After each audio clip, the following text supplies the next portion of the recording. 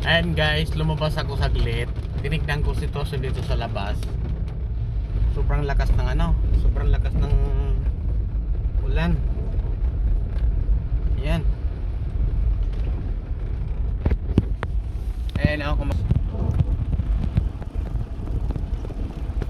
ako, makikita niyo yung kalsada na napakadulas.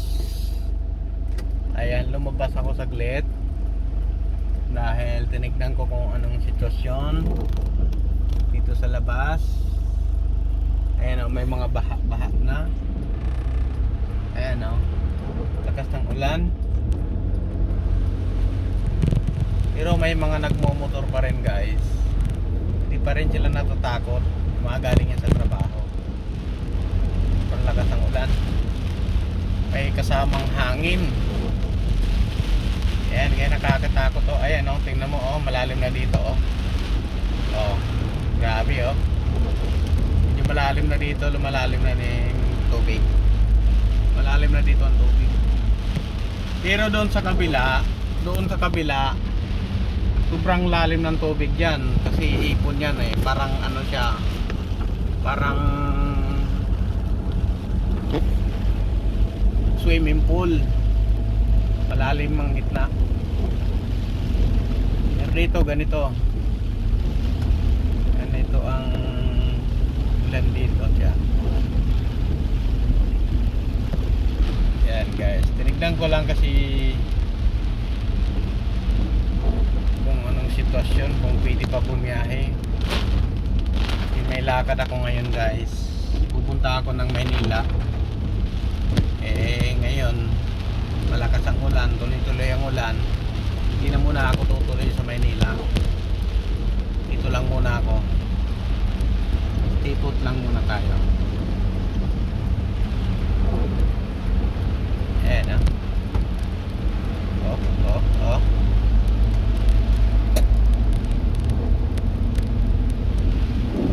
Oh, tubig, lalim pala nun. Yan, sa mga motorista, wag kayong magmamabilis dito sa mga gilid-gilid. Lalo na sa kurbada kasi yung tubig na ipon sa gilid. Ingat lang. Marami pa rin sasakyan.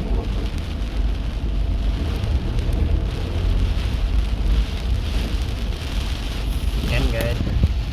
Diba?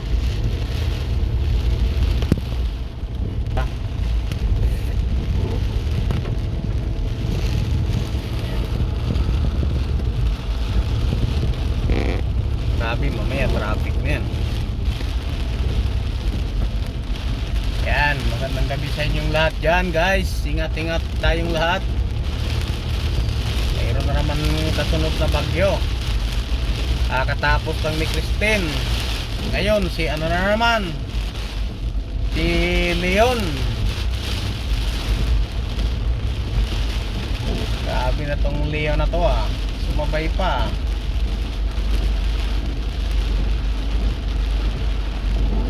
Ayun, medyo maluwag ang traffic kasi hapon pa. Mamaya guys, ano na yung traffic niyan. Mapula-pula na yung traffic.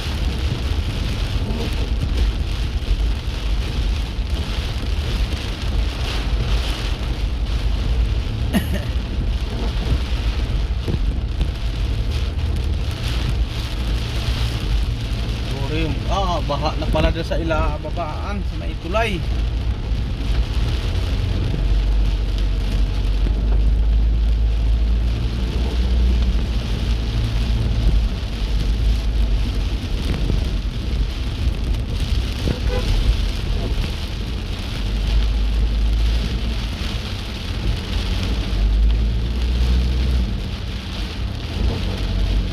Makikita nyo mamaya doon sa may unahan, badang unahan, medyo malalim ang tubig.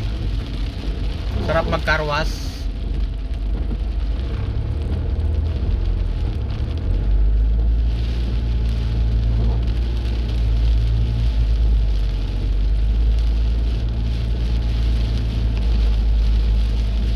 Yan, dito. Yan, sa una-unahang konti. Grabe lalim na ng tubig dito eh. mabagal ang sakyan dito kasi malalim yung tubig. Guys, kita nyo pa ba yung harapan?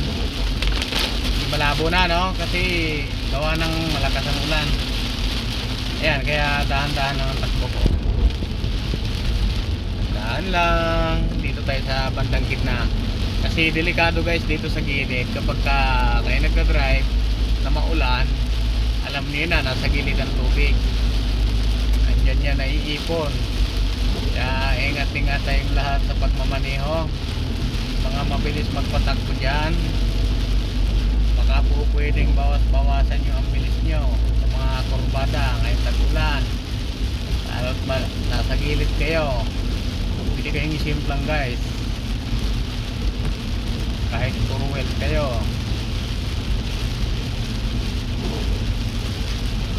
Kaya sobrang ba? Ayan na guys, diba nakita nyo? So, sang lalim yan guys. Yan, lalim yan. Diba? Kung mabilis tayo, edi simplang din ako. Ano, lalim na yan. Yan ang iniingatan natin ng mga motorista guys. Ang huwag masyadong magpabilis sa mga gilid. Ayun nasiraan na yun. Napasok ng tubig yung kanyang motorsiklo.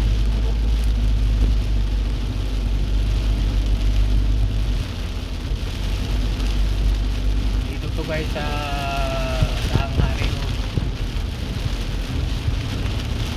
Tinignan ko lang yung mga daanan guys. Grabe, lakas ng ulan.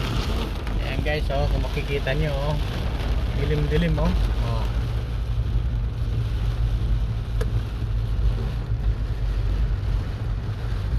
lakas ng ulan. Kaya nakakatakot sa mga malalapit sa creek. Ayan malalim yung tubig yan so lalim yan guys. Ayan nyo, kita nyo, ayan grabe yung tubig kita nyo yan. Yan so sa lalim yan guys, nakakatakot.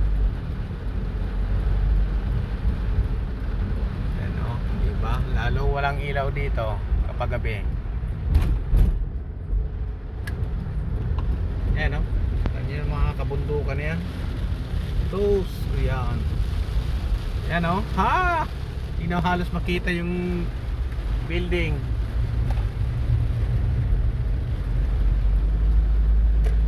Dito na tayo. Okay guys, so hanggang dito na lang ang ating video.